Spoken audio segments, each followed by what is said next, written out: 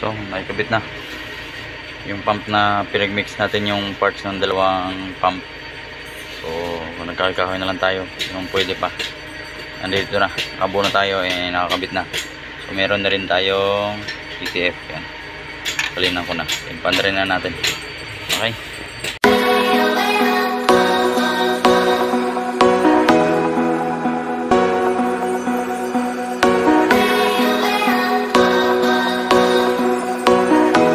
Alright, so good afternoon. So meron tayong troubleshoot na naman dito. Yung ating L2 na binubuo, umingay yung kanyang power steering. So yung sinasabi kong ingay sa inyo, papakinggan nyo ito, papa-startin natin, then paparinig ko sa inyo yung ingay na sinasabi ko. So papanda rin na natin. Di na ubusan ng di na ubusan ng reklamo. Ayan, start natin ha. Start. Tapos, pag pinipihit yung manibela, tsaka iingay.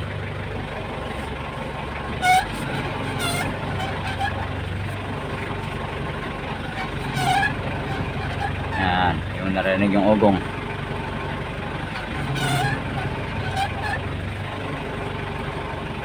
Ayan nyo. Ayan o.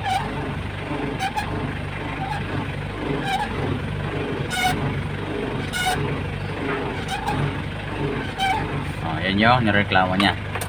So nakita nyo, nakaangat na yung hood. Tinignan ko na kanina.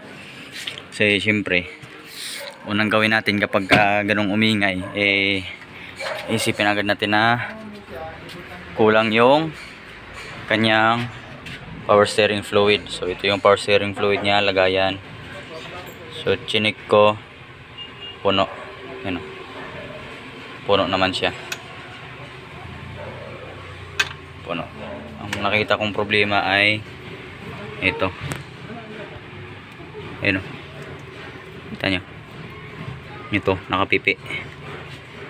So testingin natin mamaya, palitan natin to kung mawawala yung kanyang ugong. Okay, so yan na, nalagyan na ng hose. Ang ginawa ko muna is palitan ko muna yung hose, pinalitan ko muna. So yung pinalit natin ay yan na, nakalagay na. So ito yung niya dati. Yan, kung makikita nyo, ganyan siya, balik. So nakarangan yung nare-restrict yung ATF na pumasok agad dito sa pump mula dito sa reservoir. So ngayon napalitan na natin, then kulang yung ating ATF. So salinan muna natin, no. Ito ordinary ATF lang to. Sa mga modelong sasakyan huwag yung gamitan ng ordinary, no. Power steering fluid talaga yung bilhin nyo. And then papaandarin ko yan. Titingnan natin kung mawawala. So kung hindi mawawala yan, pump na yung natin dyan, susunod na gagawin, no. So titisingin lang natin kung mawawala ba. Okay. So ito na, level lang natin sa maximum level. Hindi makita. Yun, maximum. Ayan, so kita nyo sobra-sobra. Pero pandarin muna natin. Okay, ensure lang din natin na maigpit yung ating power steering belt. So ang nagda-drive nito is yung pulley ng water pump. So ang nagdala ng pulley ng water pump is yung belt ng alternator. So yung alternator medyo malog ng konti, pero hindi pa naman iniingin ng ganun kano lakas. So try muna natin, pandarin. Ayan, so testing muna natin kung mawawala ba.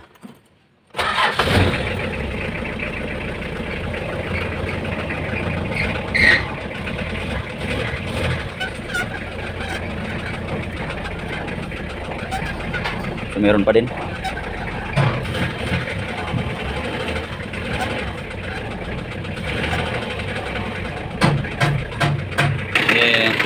Yan, sukatin ulit natin.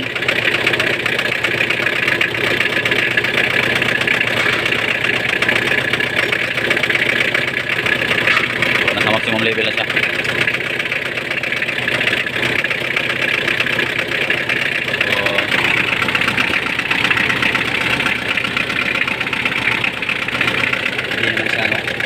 Hindi naman siya barado.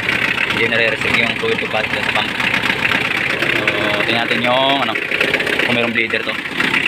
Kung may bleeder tong steering gearbox, try muna natin i-bleed na. Pero kung wala, doon tayo sa pump. So walang bleeder.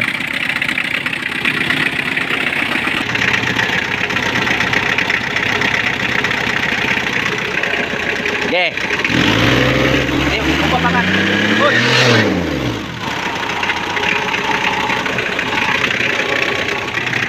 Okay, ikot mo.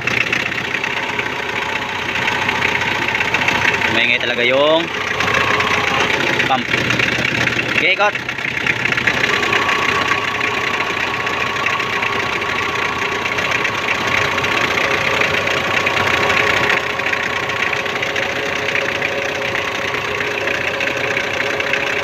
Walang return. Yun o, makikita nyo yung tong tubo na to, walang bumabalik agad dyan. Parang madumi siya, no? Or may nakaikong. Tignan pa natin.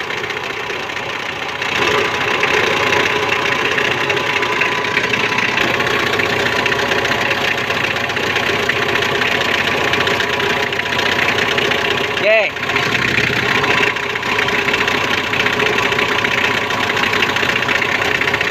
Balik. Up. Yeah.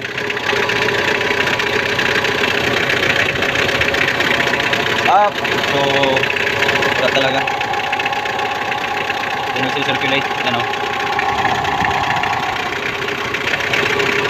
So, try natin buksan muna itong 70 niya. Yan, so niluwagan ko na yung may gearbox. Yan, makikita nyo. Sobrang hina ng kanyang return. Tumawag na yung pump. Pag may na yung return, ibig sabihin, may na din yung bomba nun, yung pump. Okay. So, babaklasin natin to, then papalitan natin ang ibang pump. Tingnan natin kung may pagbabago. Okay. Ito na yung ating pump. Kinalas ko na yung air cleaner housing. So, yun yung air cleaner. So, meron tayong isang pump dyan. So, kaso lang nung binuksan ko, pinasok na ng tubig yung loob. Pinalawang na. Yan. Makikita nyo, puro kalawang. Then yung release valve niya kalawang na rin, kalawang yung loob. So negative. Dito tayo sana mag-focus sa isa yung sa nakakabit. Baba natin, tapos buksan natin, no? Baka marumi lang, so lilinisin natin yan. Okay, so kakalasin ko na muna. Tinanggal ko na yung mga nakaharang para maluwagan natin, no? So para maano na rin natin makalas. So kakalasin ko na muna. Dalawang tornilyo lang naman to eh. Isa sa baba, yan, saka siya sa taas. Okay. Ganyan, gumalaw na siya. So tatanggalin ko muna. Yan, so tanggalan natin. Ito yung nakakabit na pump doon. So titistingin natin kung walang bara dito saka dito. So bago natin buksan to.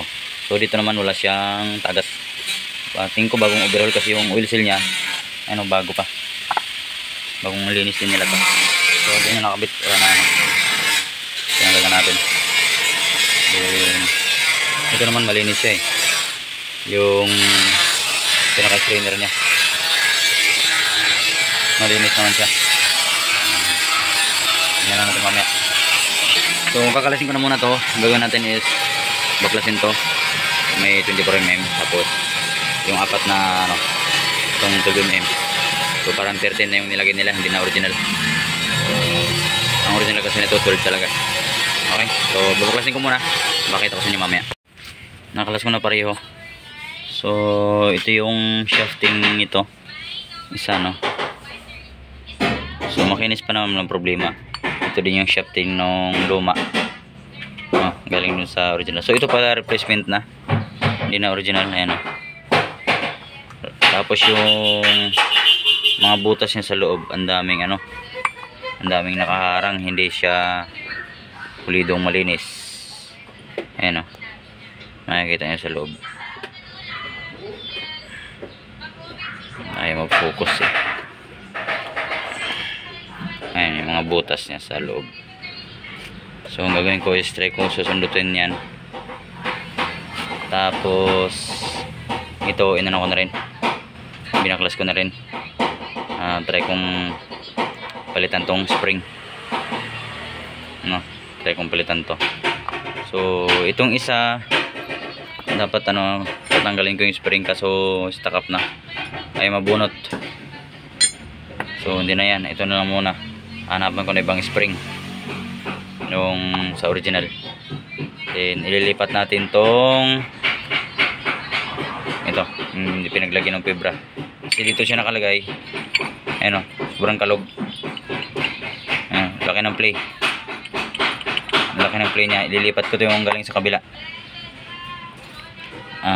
Saan na ba yun? Ito ang ilagay mo. Mas ano yan, konti lang yung play. Ayan yun. So ito yung ilalagay namin, yung galing sa kabilang pump. Ayan.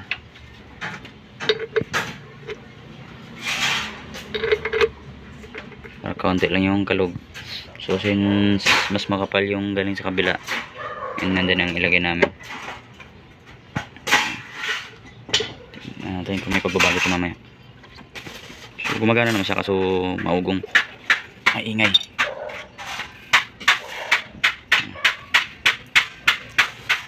So kinakikawin natin yung isa, lahat ng pwedeng kinabangan doon yun ang gamitin natin.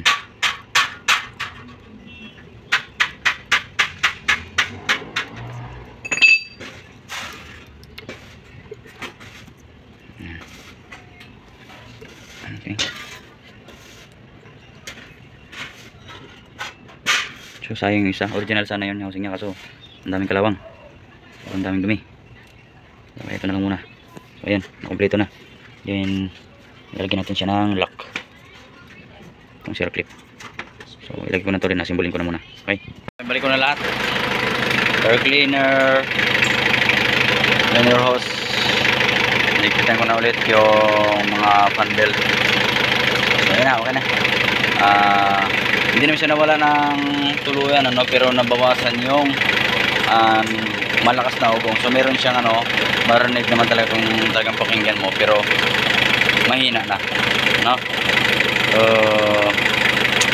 tinawag ko na din kay amo to, sabi ko kailangan talagang bumili ng surplus na pump kasi itong pump na to bago na yan, hindi yan luma, bago.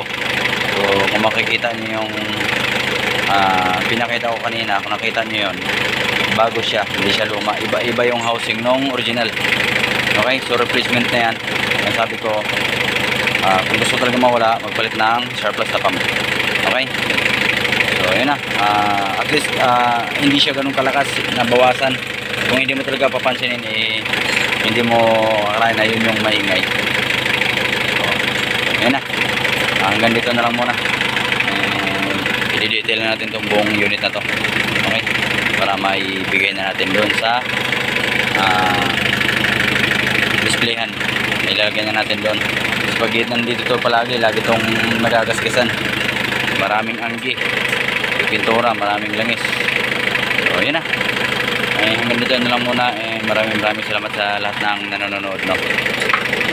See you again sa aking next upload sa mga susunod pa na mga araw. Maraming salamat sa lahat ng tunay na sumusuporta sa aking channel. Babush!